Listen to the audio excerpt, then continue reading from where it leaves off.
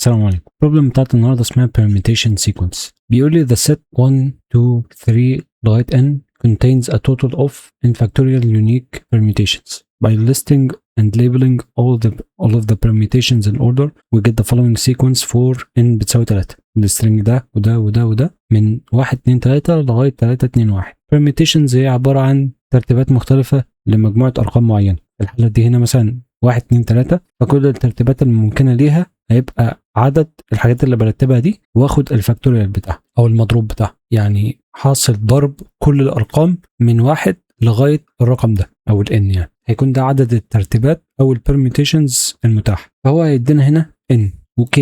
return the kth permutation sequence. هيدينا n ده عدد الارقام اللي هيكون في الحاجه اللي هعمل لها permutations دي او هجيب البرميتيشنز بتاعتها. and k ده البوزيشن بتاع البرميتيشن اللي انا عايز اعمل له فيتش. هو عايز يرجع لي او عايزني ارجع له الكيث permutation sequence. هنا مثلا عند 2، هنا مثلا عند n ب3 وk ب3، يعني لو عندي 3 ارقام من n ب3 هو عايز ثالث permutation sequence، فيكون 2 1 3. لو جينا نبص هنا ورصصهم هنا من اول حاجه لغايه الاخر، ورصصهم هنا من اول حاجه لغايه الاخر واحده، هنلاقي k بتساوي 3 يعني ثالث واحده 2 1 3، وده اللي رجع. عند n ب4 وk ب9، يعني عندي 4 ارقام اعمل لهم permutation من لغايه 1 2 3 4 لغايه 4 3 2 1، عايز تاسع واحده فهتكون دي، وهكذا بقى مع كل حاجه. والكونسترينتس ما فيهاش اي حاجه، الn ما بين 1 و9 والk ما بين 1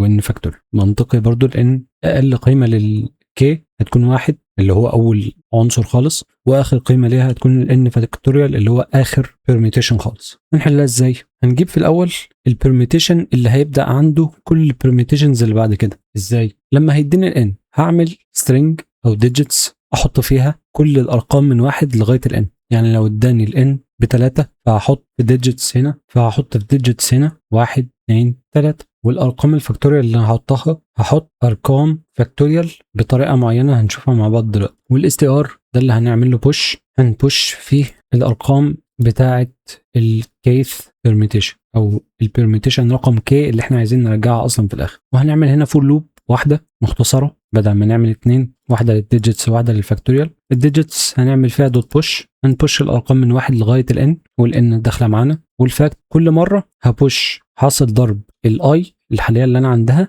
مضروبه في الاليمنت اللي انا قبله، لان المضروب عباره عن ايه؟ حاصل ضرب الارقام من 1 لغايه الرقم اللي انا عنده. فانا في كل مره وكاني بقول له اول رقم مثلا هيكون ب1، ثاني رقم بعده هيكون 1 برضه، ثاني واحد هيكون 2، اللي بعده 6، اللي بعده 24، وهكذا. ده انا حاطه باي ديفولت. ده الاندكس هنا ب1 او الاي ب1 يعني، والرقم اللي قبلي ب1، فواحد ب1 ب1. الاندكس هنا ب2 والرقم اللي قبلي ب1، 2 في 1 ب2. الاندكس هنا ب3 والعنصر اللي قبلي ب2، 2 في 3 ب6، وهكذا على حسب انا عايز كام فاكتوريال معايا. فائده الفاكتوريالز هنا هتبين لي حاجه مهمه. ايه هي؟ ممكن نشوفها من السوليوشنز هنا اسهل.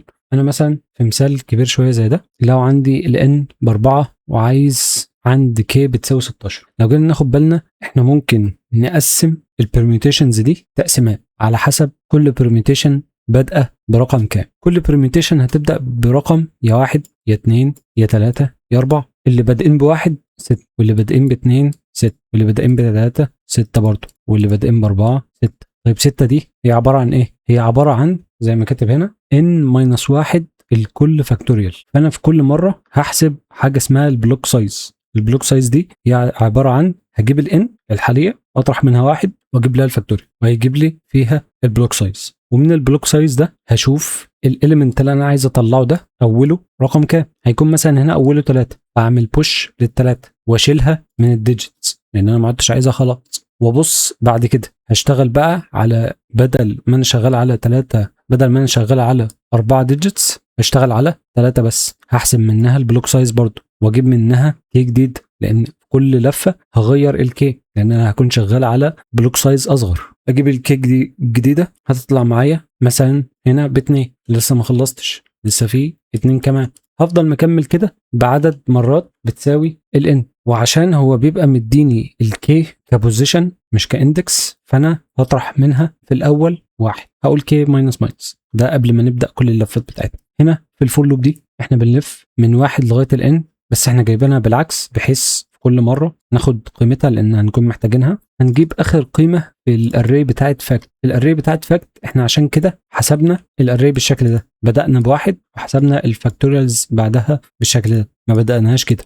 لو كنا بداناها كده كان هيطلع لي الحسابات غلط، لان كنت هاخد ان فاكتوريال كالبلوك سايز، بس لا انا عايز ان ماينس 1. فالان ماينس 1 هيبقى دايما وانا اعملها بالشكل ده. لو نفترض مثلا عندي الان بتساوي 4، دي هتبقى الاري بتاعت الفاكت بالشكل ده. طب هيبقى شكلها ازاي؟ عدد بتساوي 4، الان بتساوي 4 بس مش حاطط الواحد اللي في الاول، هتكون بالشكل ده. فبدل ما اخد 6 لا هاخد 24. ده غلط، انا محتاج معايا الستة، عشان كده عملناها بالشكل ده. هنحسب في كل مره البلوك سايز زي ما قلنا بتساوي الفاكت اوف السايز ناقص الواحد، اخر المنت خالص. وفي كل لفه انا بنقص واحد بحيث هاخد بلوك سايز جديد.